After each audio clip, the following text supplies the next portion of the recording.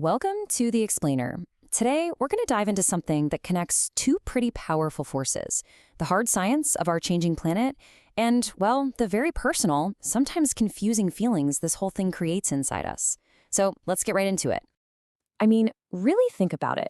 Have you ever looked at a place from your childhood and just felt a pang of loss for what isn't there anymore?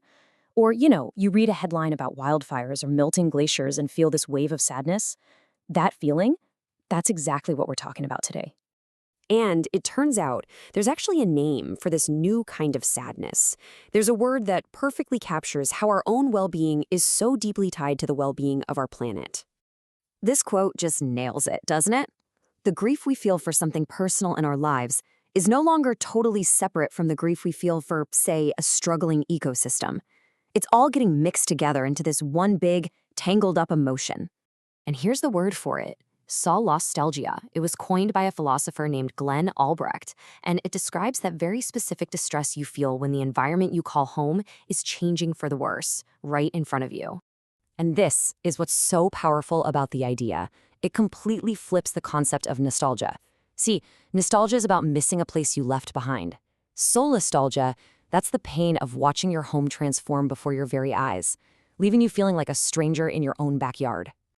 So where is this feeling actually coming from?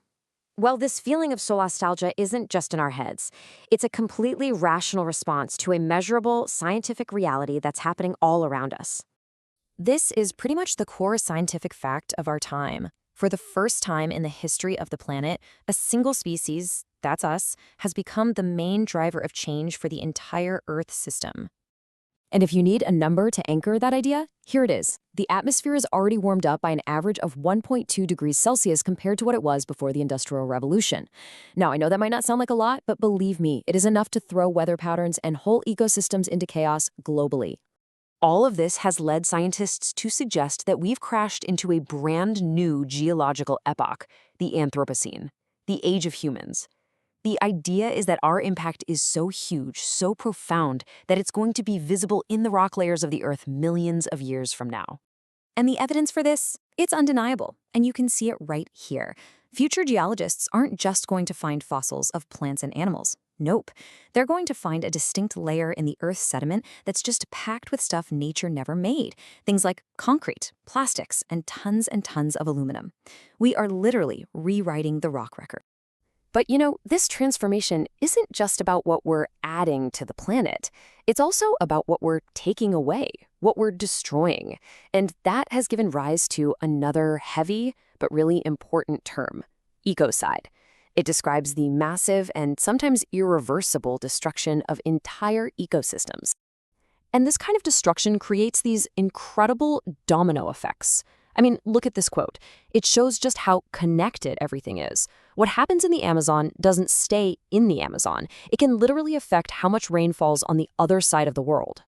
So, the big question is, how did we get here? To really understand the Anthropocene, we have to look beyond the science for a minute and dig into the powerful ideas and worldviews that have been shaping our actions for centuries. So, for the last few hundred years, a really dominant worldview has seen humans as totally separate from, and frankly, superior to, nature. It kind of views the natural world as just a collection of resources out there for us to manage and exploit.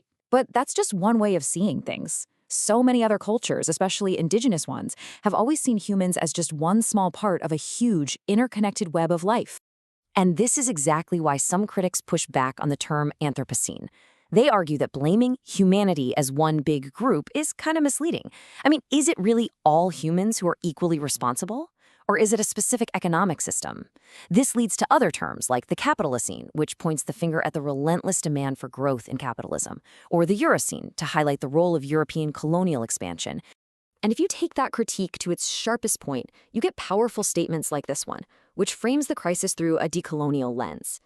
The argument here is that the patterns of extraction and pollution that define this era are a direct result of European colonial history and the worldview it forced on the rest of the globe. Okay. Acknowledging the weight of all this, the grief, the science, the tough history, it can feel pretty overwhelming. I get it. But it's also in that acknowledgement that we can start to find a way forward. So where do we find hope in all this? Well, it might start with something we all know very, very well. place attachment. You know, that deep emotional bond you have with a specific park, or a coastline, or a forest. It's the love you feel for a specific piece of the earth.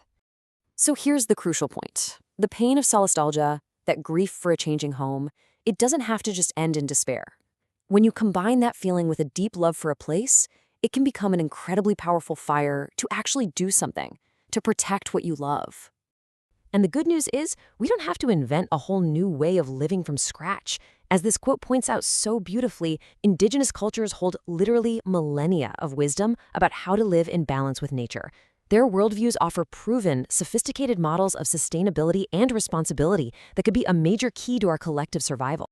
So ultimately, we're left with this question, and it's a big one. It's not about ignoring the problems or pretending that the grief isn't real.